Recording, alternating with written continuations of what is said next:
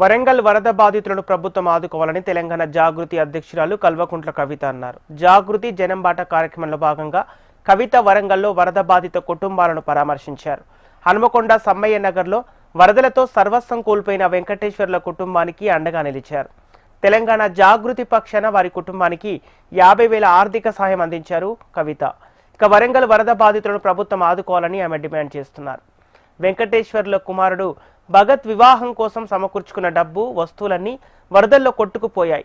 ఇల్లు కూడా దెబ్బతింది. చెప్తా ఉన్నారు మా జాగృతి లోకల్ నాయకులందరూ కూడా కలిసి మరి వాళ్ళు జమ చేసుకున్నటువంటి కొంత సొమ్ము మాకు వీలైన కాడికి మేము ఇస్తా ఉన్నాం. ఎందుకంటే ప్రభుత్వానికి కనువిప్పు కలగాలని మేము ఈ డబ్బు ఇస్తా ఉన్నాం. వాళ్ళకి ప్రభుత్వం 15 రోజులైంది వచ్చిపోయి కనీసం ముఖ్యమంత్రి మాట గౌరవం లేకుండా ఒక్క రూపాయి కూడా వీళ్ళకి కొట్టుకోవడం దాని మీద నిరసనగా మేము డబ్బు ఇస్తా ఉన్నాం తప్పితే ఇంకొకటి కాదు.